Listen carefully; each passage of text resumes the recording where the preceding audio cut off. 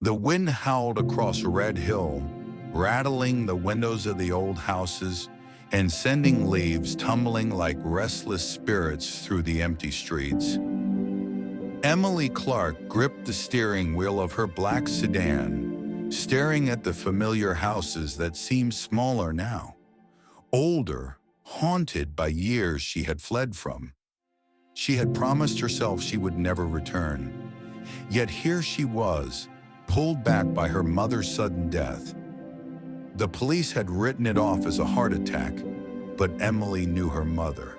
That explanation didn't fit. Nothing ever did. Her car slowed and stopped before the old two-story house where she had spent her childhood. Thick curtains veiled the windows, dimming the interior in shadow. A familiar smell, old wood, and a faint hint of her mother's perfume greeted her as she stepped out.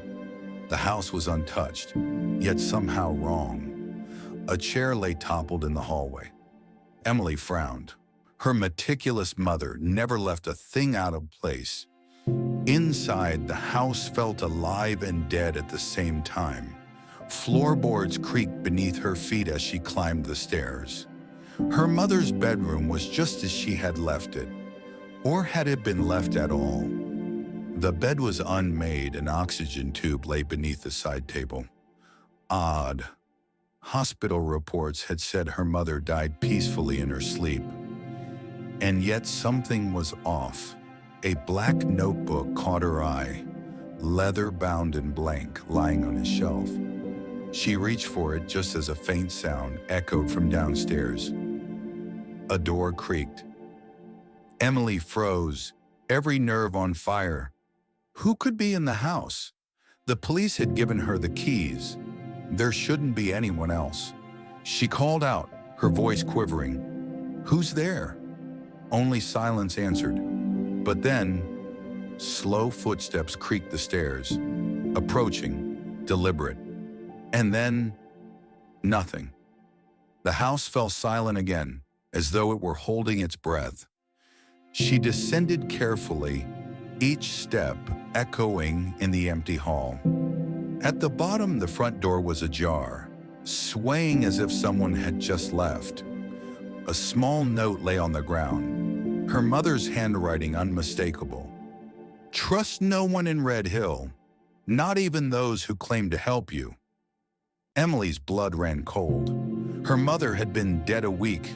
How could this note appear now? Trembling, she picked it up. The phone rang. "Unknown number," she answered. A whisper. "Your mother did not die of a heart attack, and that notebook in your hand is the first clue." Then silence. Emily stared at the notebook. The first page had one sentence. "If I ever disappear, know that the past has returned for revenge." The night in Red Hill was restless. Every time Emily closed her eyes, she saw small footprints trailing behind her, heard whispers of her childhood name, Emmy, and glimpsed a shadowed figure at the hotel window. By 4 a.m., she could bear it no longer. She dressed, took the notebook and the old photograph from her mother's shelf, and drove to the forest behind the town, the forest where the town's secrets lay buried. The forest air was unnaturally cold. Every step on the damp leaves seemed to echo like a warning. Shadows shifted between the trees. Then a giggle, soft, chilling. Emily froze. Small footsteps echoed hers. "Stop, stop, move, move!" The steps followed her exactly. "Emily," whispered a familiar voice. Detective Noah stepped from the shadows, eyes wide, concern written across his face. "What are you doing here alone?" I have to know," Emily replied, her voice shaking but resolute. "All of it." Noah led her deeper into the forest. The trees loomed over them, twisted and ancient.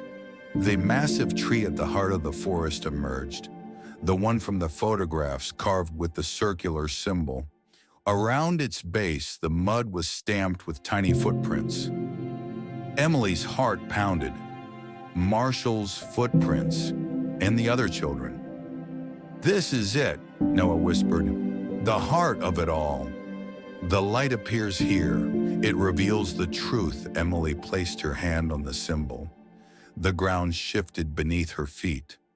A tunnel appeared, illuminated by a soft blue glow. Whispers of children, laughter, and muffled cries surrounded her, weaving into a chorus of decades of secrets. The deeper they went, the stronger the sensation of stepping through time itself. At last they reached a chamber. It was filled with symbols, faded photographs, and at the center stood Marshall, no longer a child.